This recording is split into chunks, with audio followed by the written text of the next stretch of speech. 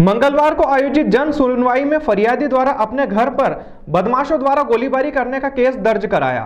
Additional SP Nitesh Bhargava के पास फरियादी पक्ष पहुंचा था कि राजीनामा नहीं करने पर आरोपी पक्ष दबाव बना रहा है और हमारे घर पर गोली चलाई गई है। शिकायतकर्ताओं ने आरोपी पक्ष द्वारा चलाई गई गोली लाकर एडिशनल एसपी नितेश भार्गव को दिखाई। एडिशनल एसपी नितेश भार्गव द्वारा फरियादी पक्ष की बात सुनकर तुरंत जांच के आदेश दिए गए, लेकिन अभी गोली चलने जैसी कोई तथ्य सामने नहीं आया है, क्योंकि 20 नवंबर की घटना फरियादी पक्ष द्वारा बताई जा रही है।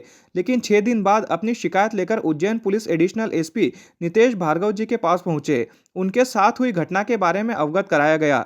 एडिशनल एसपी द्वारा तुरंत क्षेत्रीय थाना प्रभारी को निर्देशित कर जांच के आदेश दिए गए हैं। ये 6 दिन पूर्व का घटनाक्रम कुछ फरियादीगण अभी आए थे, जिसमें महिलाओं को कहना ये था कि 20 नवंबर को उनके मित्रनगर में आपस में कहीं कुछ विवाद हुआ है, जिसमें गोली चलने की बात उनके द्वारा कही गई है। इसका हालांकि अभी कोई पुख्ता प्रमाण अपने को मिला नहीं है। हम लोग अभी थाना प्रभारी को भेज के वहाँ जांच करवा रहे हैं। अगर कोई गोली चलने का साक्ष्य अगर होता है तो उस पर फिर तदनुसार वैधानिक कार्रवाई करेंगे। हालांकि जो विवाद हुआ था उसमें पहले ही प्रथम सूचना रिपोर्ट पंजीबद्ध करके आरोपियों को गिरफ्तार किया जा चुका है। ये कुछ मेवाती लोग बता रहे थे, तो उनको पूर्व के प्रकरण में गिरफ्तार किया जा चुका है। बताइए, आज शिकायत करी आपने पुलिस कप्तान को, क्या मांग गया? मैं सईदा भी अकेली रहती हूँ अपने घर में, रांडी बेवा औरत हूँ। मेरे घर में कोई आदमी नहीं है। मैं ये मुहर्रम को लेके मेवातियों का विवाद चला रिया था, तो राजीनामे के लिए दबाव बना रहे थे। बार बार जाकिर, साबिर, एजाज, शोएब भी बार बार आ रहे थे मेरे कहने राजीनामे के लिए। मैंने मना कर दिया था। उसके बाद में घर में घुस के मेरी बेटी को, मेरे नवासे को मारा, नवासे का हाथ तोड़ा, 15 दिन भटते रहा, राह डली है हाथ में। उसके बाद में मेरे कहने आए, मेरे को गाली गलौज करके गए।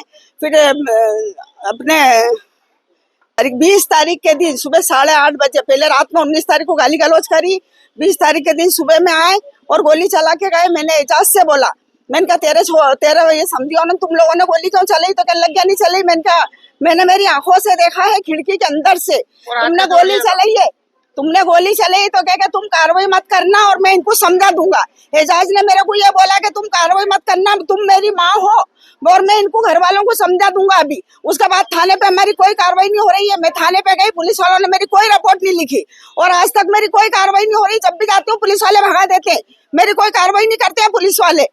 उन्होंने बोला आप सबको अरेस्ट करो, गोलियां चल रही हैं और तुम कुछ भी नहीं कर रहे होगे, गोलियां चल रही हैं, फरियादी यहाँ बैठे हैं, बोला अरेस्ट करो।